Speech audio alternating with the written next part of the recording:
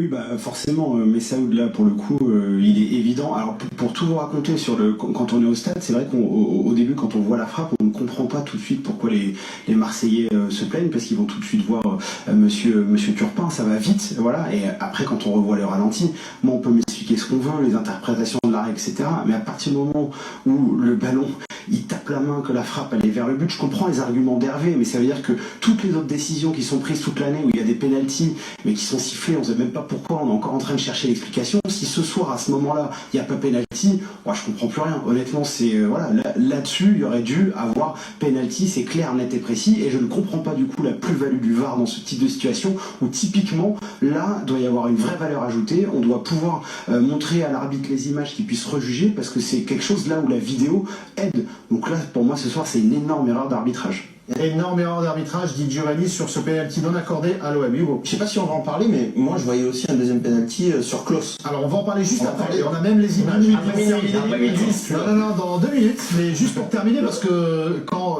quelqu'un qui est au stade vous dit énorme erreur d'arbitrage un soir de classique, c'est embêtant quand même. À une époque où on a la vidéo. Bien sûr. Ah non, mais ça c'est certain. Et je pense que les Marseillais vont en parler d'ailleurs, hein, parce que pour eux ça va être certainement le tournant du match, ou l'un des tournants du match. Mais je trouve que c'est pas une situation simple. Parce que cette année, de plus en plus, il y a des mains qui sont non sifflés dans la surface. À une époque, on avait l'impression que c'était le ball-trap. Chaque fois qu'il y avait une main à 1m50, 2 mètres, 4 mètres, penalty. Et cette année, je trouve que les arbitres font un peu plus attention à ça.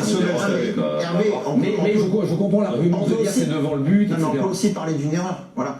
J'en mets pas du tout en cause sa probité, mais Clément Turpin, la saison passée, tu t'en rappelles, au Parc, il siffle un penalty pour le PSG pour une faute de Gusto alors qu'il y a faute de Neymar. Et tout le monde était d'accord là-dessus, sauf Clément Turpin.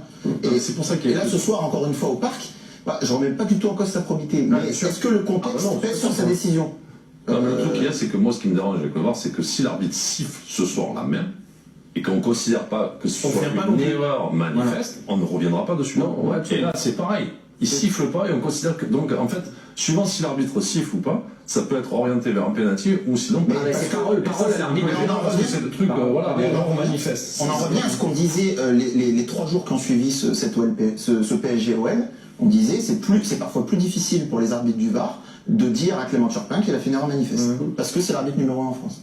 Oui, c'est vrai que ça peut être compliqué, mais juste une chose, c'est juste la logique du VAR, elle est là justement, elle se base sur ce point précis, qui est de toujours donner l'avantage à l'arbitre de terrain. Donc effectivement, si t'as pas toi de certitude au VAR, c'est l'arbitre de terrain qui est la certitude équivalente par rapport à l'arbitre qui est central.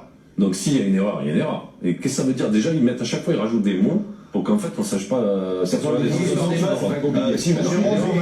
y avait un petit échange de la partie là. Ils ont peur de vexer le mec. Non mais on en avait parlé de. Jérôme était là. Ouais, t'étais là, c'est pas qu'ils ont peur de le vexer, mais peut-être que c'est plus difficile en direct dans le feu de prendre cette décision de dire Clément, là tu t'es trompé. Non, Clément c'est pas clair, va voir. C'est bien ça ou pas? Clément c'est tordu, va voir. Mais moi je trouve ça bien ou pas? Parce qu'effectivement, et en plus. Déjà, quand tu sais que tu vas l'envoyer voir. Alors, s'il va voir là pour la main, il va voir, ça veut dire que sa décision.